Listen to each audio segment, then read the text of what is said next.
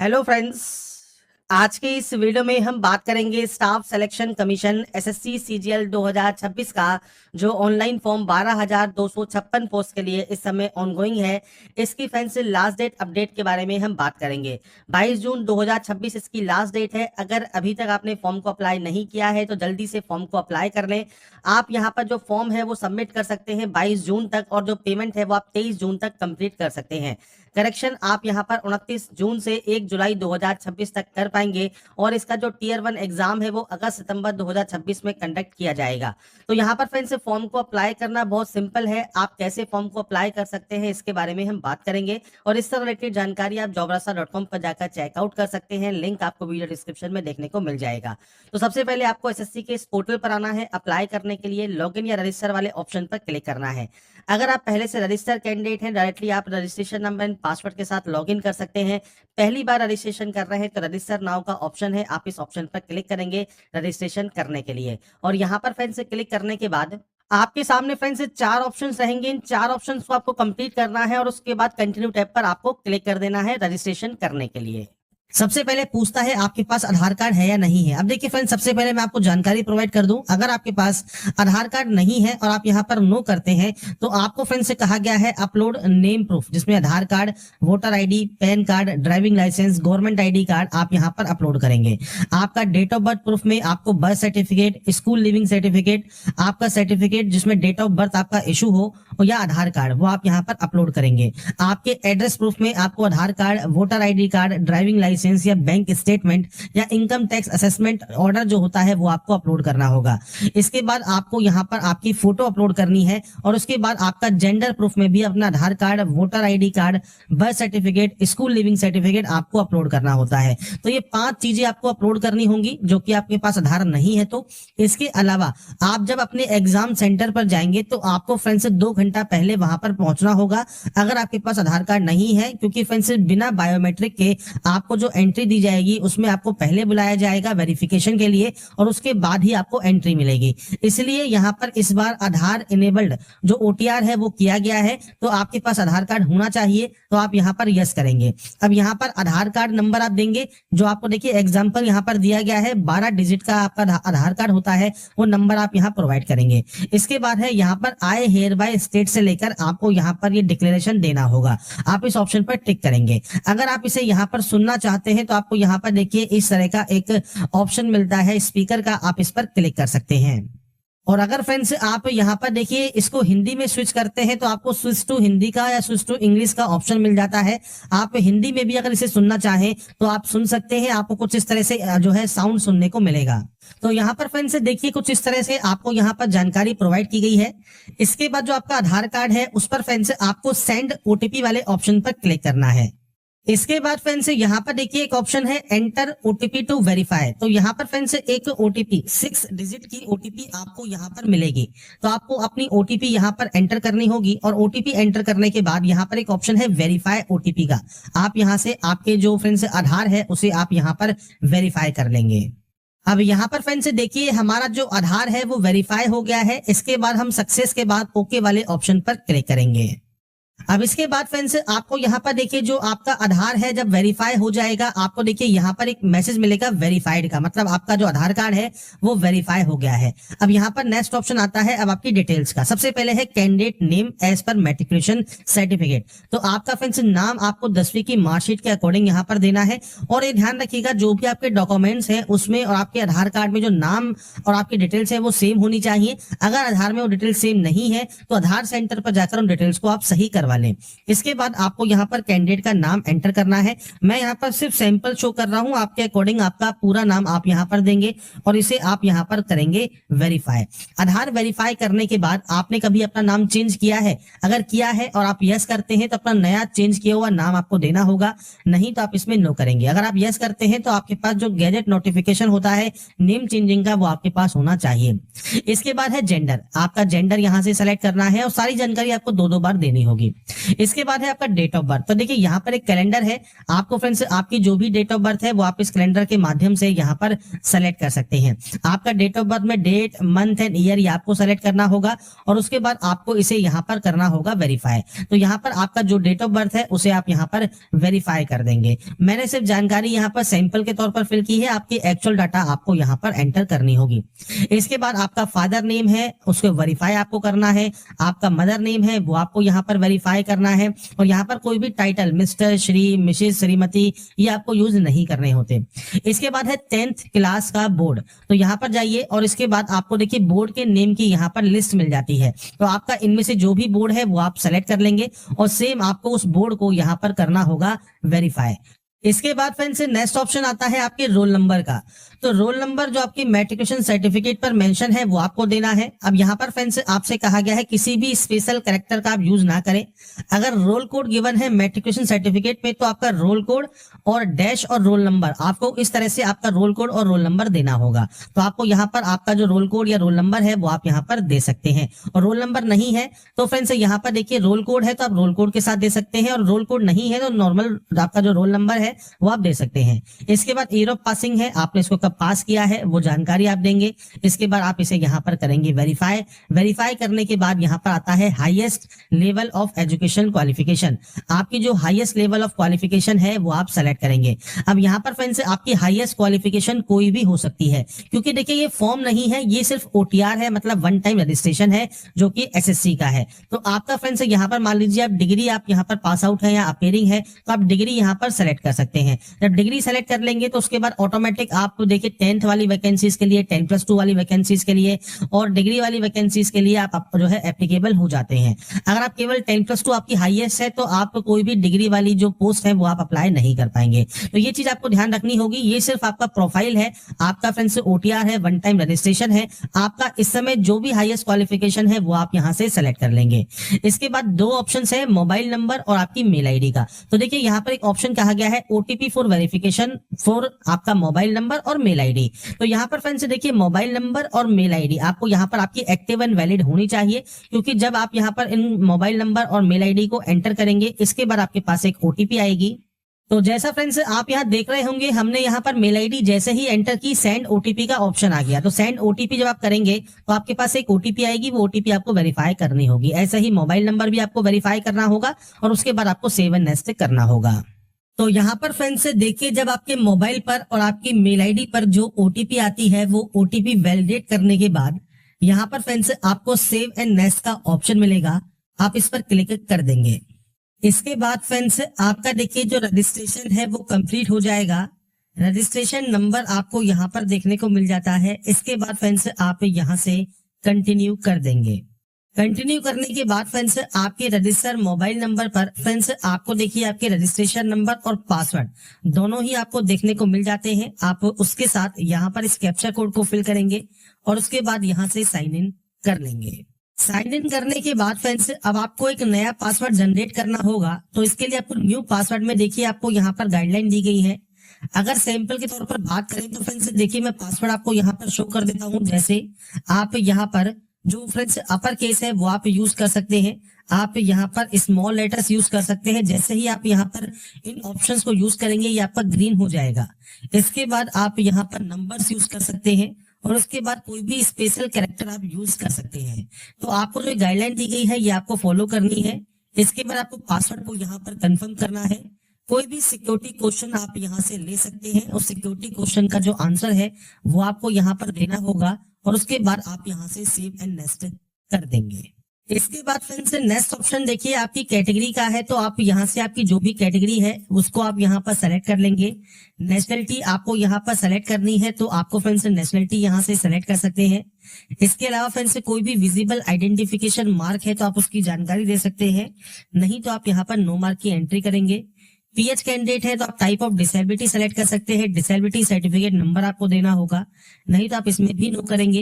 इसके बाद है आपका एड्रेस सेक्शन। तो फ्रेंड्स यहाँ पर आपका जो भी परमानेंट एड्रेस है पूरा एड्रेस जो भी आप लिखते हैं वो आप यहाँ पर एंटर कर सकते हैं। इसके बाद आपको यहाँ पर डिस्ट्रिक्ट सेलेक्ट करना है, आपका पिन कोड आपको यहाँ पर एंटर करना है। अगर आपका फ्रेंड्स दोनों एड्रेस सेम है तो आप यहाँ पर यस कर सकते हैं, अलग अलग है तो आप अलग अलग एंट्री करेंगे। और उसके बाद सेव एंड नेक्स्ट पर क्लिक कर देंगे। इसके बाद फ्रेंड्स लास्ट स्टेप है आपके आई एग्री का। आप यहाँ से आई एग्री करेंगे और उसके बाद देखिए प्रीव्यू ओटीआर कर लेंगे, मतलब ओटीआर में आपने जो जो जानकारी फिल की है वो आप यहाँ पर चेकआउट कर सकते हैं। और उसके बाद फ्रेंड्स आपको यहाँ से डाटा को डिक्लेयर कर देना होगा। इसके बाद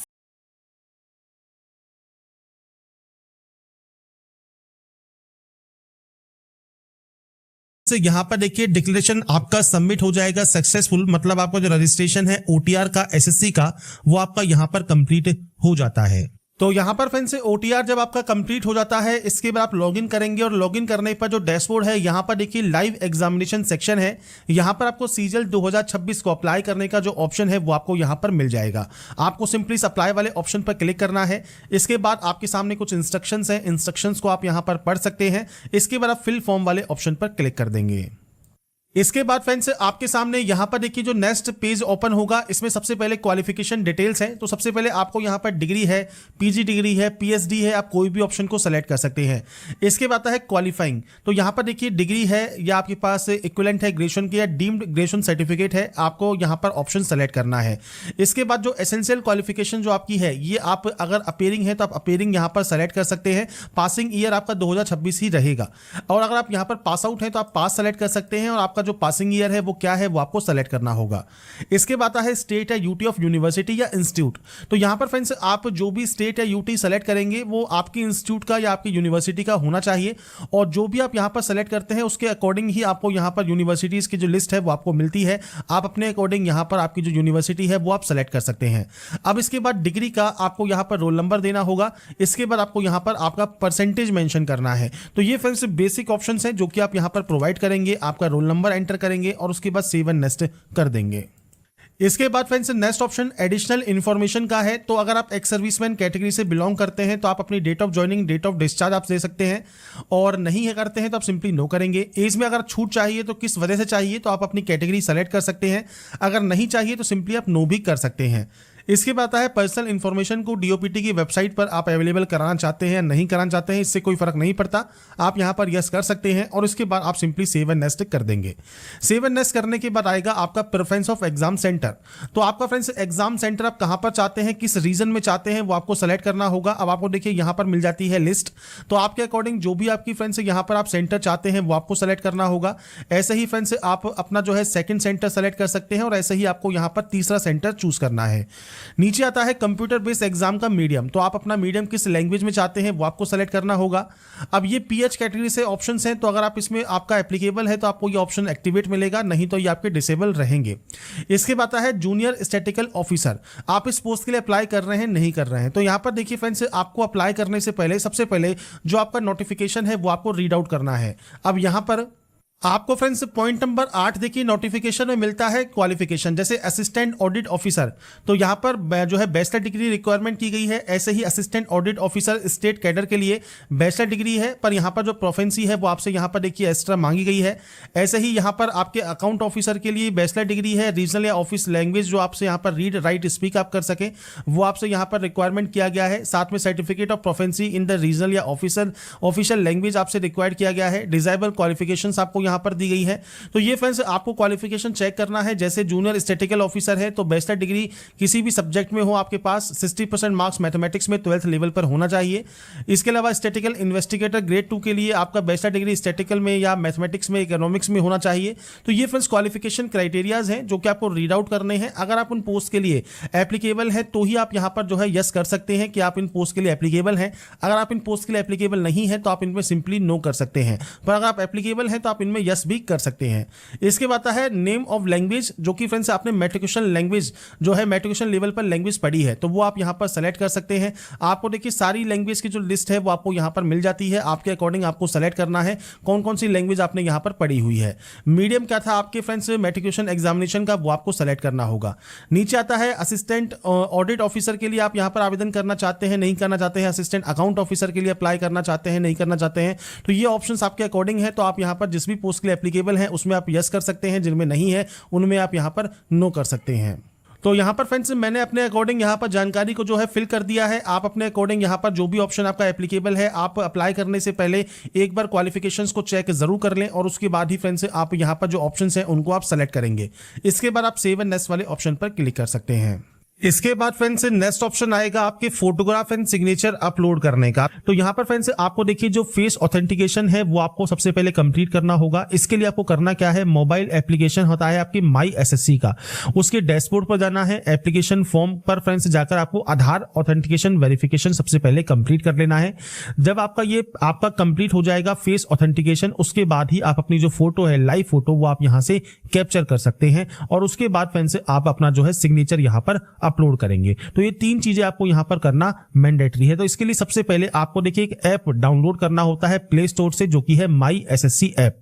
तो यहां पर फ्रेंड्स देखिए मैं आपके सामने एक सैंपल शो कर रहा हूं। गूगल प्ले स्टोर पर आप जाएंगे तो आपको यहां पर देखिए माई एसएससी का जो ऑप्शन है वो आपको मिल जाता है। आपको यहां पर जो इंस्टॉल है वो आप कर सकते हैं इस ऐप को और उसके बाद फ्रेंड्स आप आगे की जो प्रोसेस है वो आप यहां पर कंप्लीट कर सकते हैं। तो आपके पास ये ऐप होना चाहिए और उसके बाद ही आप इससे जो है फैसिलिटीज का यूज कर सकते हैं, जिसमें आप फेस ऑथेंटिकेशन यहां पर कर सकते हैं। साथ में आपकी जो कैप्चर फोटो है वो आप कैप्चर लाइव फोटो पर क्लिक करेंगे तो आपका जो वेब कैमरा है उससे आप अपनी लाइव फोटो भी कैप्चर कर सकते हैं, या फ्रेंड्स आप अपने माई एसएससी ऐप से भी आपकी जो फोटो है वो कैप्चर कर पाएंगे। और सिग्नेचर आपको यहां पर अपलोड करना है 10 से 20 KB में और आपको हाइट यहां पर दी गई है और विड्थ आपको दी गई है, जो कि फ्रेंड्स आपको आपका सिग्नेचर का आपको कम से कम रखना होगा और उसके बाद ही ये आपका अपलोड होगा।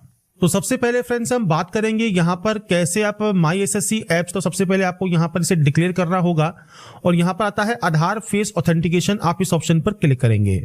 इसके बाद फ्रेंड्स यहाँ पर देखिए कंप्लीट एक्शन यूजिंग का ऑप्शन आएगा तो आपको आधार फेस आरडी का ऑप्शन मिलेगा, आप इस ऑप्शन को क्लिक कर लेंगे। आधार फेस आरडी अगर ये आपके पास डाउनलोड नहीं है तो ये भी आप जो है इंस्टॉल कर सकते हैं। इसके बाद फ्रेंड्स यहाँ पर देखिए जो ये स्टेप है ये आपके कंप्लीट होने दें। इसके बाद फ्रेंड्स कुछ इस तरह का इंटरफेस आपके सामने आएगा। यहाँ पर friends face not detected show कर रहा है तो आपको यहाँ पर इस सर्किल में आपका जो चेहरा है फेस है वो आपको रखना है और उसके बाद उसे आपको ऑथेंटिकेट करना होगा। तो जब अपना चेहरा आप यहां पर रखेंगे और उसके बाद जब आपको आंखों को ब्लिंक करना है, इसके बाद देखिए इमेज आपकी यहां पर सक्सेसफुल आ जाएगी और उसके बाद फ्रेंड्स आपको यहां से इसे सेव एंड नेक्स्ट कर देना होगा। इसके बाद देखिए फेस आईडी वेरिफिकेशन सक्सेसफुल आपका हो जाएगा, आप इसे ओके कर सकते हैं। अब आपको यहां पर लाइव फोटो कैप्चर करनी है तो ध्यान रखिएगा आपको यहां पर अच्छी जो है लाइटिंग रखनी है, प्लेन बैकग्राउंड रखना है और उसके बाद आपकी जो लाइव फोटो है वो आपको यहां पर कैप्चर करनी है। तो आप कैप्चर लाइव फोटो वाले ऑप्शन पर क्लिक करेंगे। इसके बाद फ्रेंड्स यहाँ पर देखिए आपकी जो फोटो है वो अपलोड हो जाएगी सक्सेसफुली और फोटो जब आपकी अपलोड सक्सेसफुल यहाँ पर हो जाती है आप इस ओके वाले ऑप्शन पर क्लिक कर देंगे। आपकी देखिए फोटो यहाँ पर आपको शो होती है, आप चाहें तो इसे कैप्चर अगेन भी कर सकते हैं। इसके बाद फ्रेंड्स नीचे आता है सिग्नेचर का। तो अगर देखिए जो सिग्नेचर है 10 से 20 KB आपको रखना है आपका सिग्नेचर और आपको जो सिग्नेचर है ये आप जेपीजी फॉर्मेट में अपलोड करेंगे। अपलोड योर सिग्नेचर पर क्लिक करना है। आपके मोबाइल पर जहां पर भी आपका सिग्नेचर अपलोडेड है वो आप यहां पर जो है एंटर कर सकते हैं और सेव एंड नेक्स्ट कर सकते हैं। अब चलते हैं पीसी पर, जहां पर मैं आपको बताऊंगा कैसे सिग्नेचर को आप जो है आप एडिट कर सकते हैं और उसको अपलोड कर सकते हैं। तो फ्रेंड्स यहाँ पर देखिए हम आ जाते हैं सबसे पहले हमारे इस पोर्टल पर, जहां पर आपको सिग्नेचर अपलोड करने का जो प्रोसेस है वो मैं आपको बताऊंगा। आप चाहें तो मोबाइल से भी इसे जो है रिसाइज कर सकते हैं और उसकी जो प्रोसेस है वो आपकी सेम रहेगी। आपको सिंपली 6 सेंटीमीटर आपकी जो है आपको विड्थ रखनी है और 2 सेंटीमीटर आपको हाइट रखना है आपका सिग्नेचर का। अब इसके लिए कैसे आप इसको सही कर सकते हैं, तो आपको सबसे पहले ओपन करना है imresizer.com, जिसमें फ्रेंड्स आपको सबसे पहले आपका देखिए जो इमेज है वो आपको अपलोड करना है। तो यहाँ पर फ्रेंड्स देखिए जब आपके सिग्नेचर आप अपलोड कर लेते हैं तो यहाँ पर आपको पिक्सल जो है सेट करना है, या फ्रेंड्स आपको यहाँ पर देखिए जो ऑप्शन दिया गया है आप इस पोर्टल पर आएंगे तो सेंटीमीटर में आपको ऑप्शन देखने को मिलता है। तो आपको सिंपली करना क्या है, आपको यूनिट पर जाना है, सेंटीमीटर ही एंटर करना है। इसके बाद से कहा गया है विड्थ है 6 सेंटीमीटर की, तो आपको यहाँ पर विड्थ 6 सेंटीमीटर रखना होगा, हाइट 2 सेंटीमीटर आपको यहाँ पर रखना होगा और उसके बाद आप जेपीजी फॉर्मेट में ही यहाँ पर इसे रखेंगे और उसके बाद यहाँ पर डाउनलोड वाले ऑप्शन पर क्लिक करेंगे। आपका देखिए डाउनलोड इमेज आपका यहां पर हो जाएगा।